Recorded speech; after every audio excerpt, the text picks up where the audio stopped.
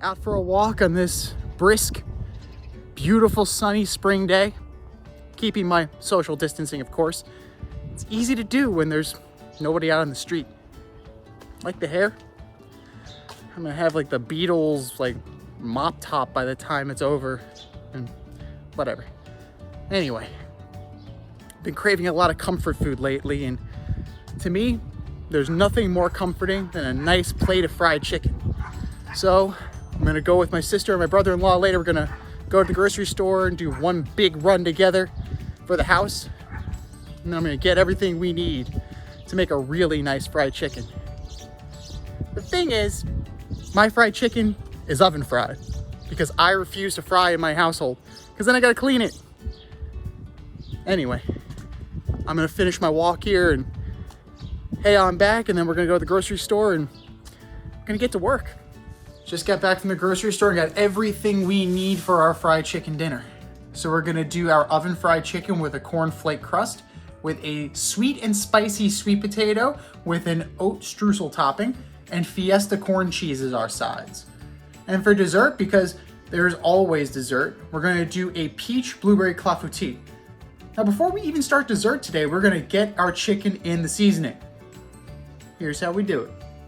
I'm gonna make my own blend of herbs, spices, and seasonings, but you can use whatever you like in whatever proportions you want. Salt and pepper are going to be the base, followed by some garlic powder. Right in we go. Some onion powder, followed by some Mexican oregano, but you certainly can use Greek if you have it. Followed by a salt-free lemon pepper seasoning blend. If you don't have that, that's fine. You certainly can use just regular lemon pepper or some sumac. It'll give you a nice lemony flavor. For some heat, some ground mustard, a little sage for some herbaceousness, and for some spice, some cayenne pepper. Right in there, and be generous with it. Some ground thyme, but you can certainly use dried thyme leaves if you have it. And a little bit of white pepper goes in. Now, all of these different peppers we're using have different intensities, so it'll give a nice depth. Some dried basil, some ground cumin for a nice earthy tone, some chili powder, right in there, and some paprika. If you can get smoked paprika, even better. Give it a whisk, and then into our little shaker here with the help of a funnel. It'll definitely make your life easier. Screw on the top, and we're almost there. We're going to use a large mixing bowl here to catch any mess, and we have about 1.5 pounds each of boneless, skinless chicken thighs and chicken tenderloins. We're going to open up our zip top bag here and shake in our seasoning mix. Doesn't have to be super even since we're going to be shaking this up later. Normally, we would use an acidic liquid like buttermilk to help tenderize the chicken as well as infuse it with flavor. But in this case, we're going to use 2 cups of kefir, a fermented milk drink similar to a yogurt. We're going to seal up our bag here and then give it a nice mix around and evenly distribute that seasoning. And then into the fridge it goes overnight. Our next fried chicken trick is going to be a dredge in a seasoned flour. So that's 1.25 cups of all-purpose flour along with some salt, cayenne pepper, garlic powder, onion powder, and paprika to taste. Give it a whisk, and then we're going to add in our chicken. We're going to go with our tenderloin first. A little dunk around, a little turn around, shaking off the excess, and onto our quarter sheet pan. Same thing for our thighs. And then into the fridge they go. Let it sit uncovered. It'll dry out a little bit and you'll have a nice crispy end product. Now that the chicken has been soaked and floured, we're gonna leave that in the fridge until it's time to oven fry. That's gonna open up a big pocket of time for us to get the rest of the meal done, starting with dessert. We're gonna make the batter for the clafoutis ahead of time and then assemble it just as we're sitting down to dinner. Check it out. In order to get that signature clafoutis texture somewhere in between a custard and a cake, we first need to make a batter. Infuse 1 cup of whole milk with 2 Earl Grey tea bags for at least an hour. It's going to give a nice depth of flavor as well as a slightly bitter citrus note. Once the milk is steeped to your liking, let's build the batter. 1/2 cup each of all-purpose flour and granulated sugar go into our bowl, followed by a pinch of salt and 3 eggs. About 1/8 of a teaspoon of lavender paste goes in, followed by 2 tablespoons of extra virgin olive oil. If you don't have lavender paste or don't want to use it, you certainly can use vanilla extract. Our milk mixture goes in, and we're going to give it a nice big whisk before we transfer it to a 4-cup measuring cup. That'll make it easier to dose out later. Stash it in the fridge till you're ready to assemble. Time to get our side dishes going, starting with our sweet and spicy sweet potatoes with oat streusel. It's kind of a riff on a sweet potato casserole, minus the marshmallows and including some Asian flavors. Check it out. Trim the ends off and roughly chop 5 medium sweet potatoes or 3 large sweet potatoes and leave that peel on. There are a lot of nutrients in there. If you didn't want to use sweet potatoes, you certainly can use carrots. That would be a really nice addition. Next up, about 2 tablespoons of hot chili oil, followed by an equal amount of orange blossom honey.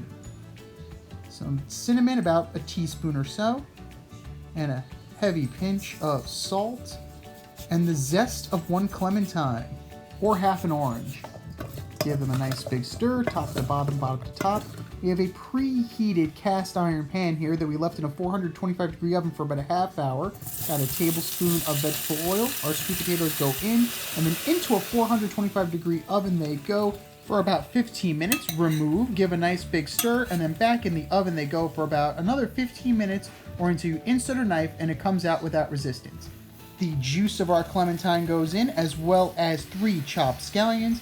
Give a nice big stir and set aside while you make the streusel. 1 cup each of all-purpose flour, old-fashioned oats, and dark brown sugar go into our bowl here, followed by about 1/4 cup each of roasted peanuts, pumpkin seeds, and sesame seeds. Don't worry about toasting them, they'll get toasted in the oven.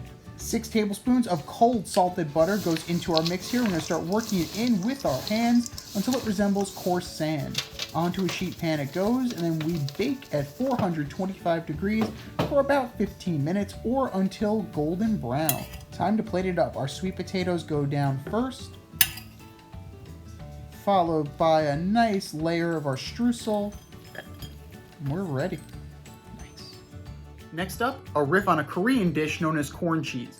Now, this is usually an appetizer, but we are using it as a side dish today since it's kind of a cross between pimento cheese and creamed corn. You'll see what I mean.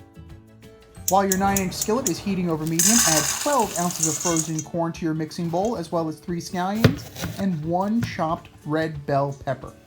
Down we go, nice and rough. There we go. Followed by a pinch of granulated sugar, maybe about 1/4 teaspoon, a little bit of chili lime seasoning to taste, and 3 heaping tablespoons of mayonnaise. Give a nice big stir. Make sure everything's evenly incorporated. Add about 2 tablespoons of extra virgin olive oil to our pan, and then in goes the corn mixture. Give it a nice big stir and mix it around. Pinch of salt to taste. And some cayenne pepper for a little pop. And top to bottom, bottom to top. We're going to cook this for about 10 minutes or so, or until the moisture has evaporated from the pan. About a teaspoon of parsley flakes go in. You certainly can use fresh or some dried thyme if you have it. Nice big stir before adding in a cup each of shredded mozzarella cheese. Once around, then twice around.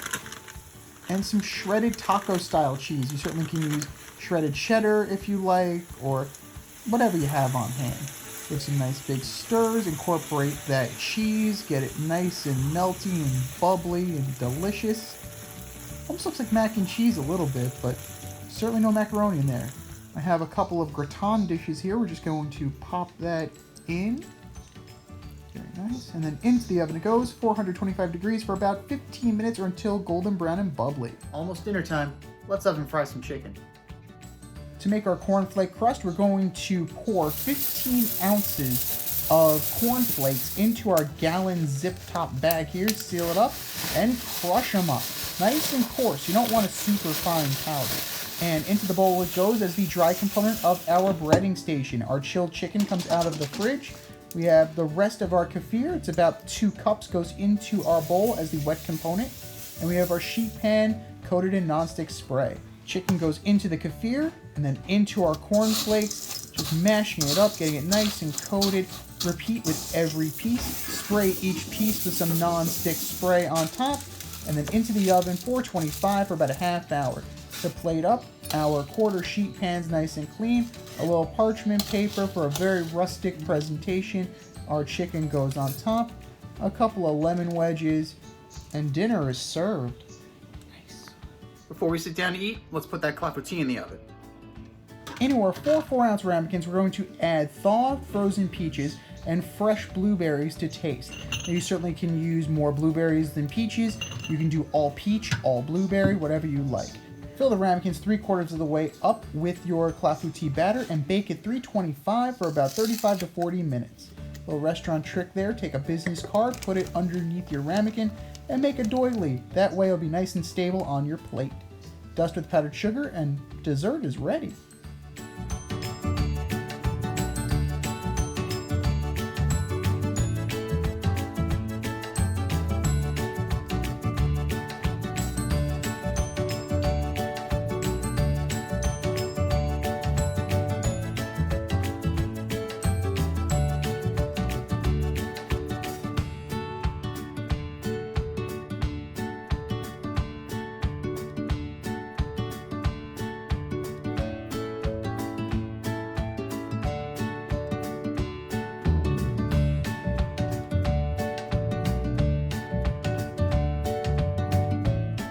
Man, these daily walks, they are everything right now. Thank you for watching. I hope you enjoyed watching the video as much as I enjoyed making it for you. As always, like and subscribe to my YouTube channel. Follow me on Instagram at TheChefZ. Follow me on Facebook, As You Eat It. And when we're back in business, come check me out at Bluey Nails. If you would like to be an executive producer of As You Eat It, follow the Patreon link below.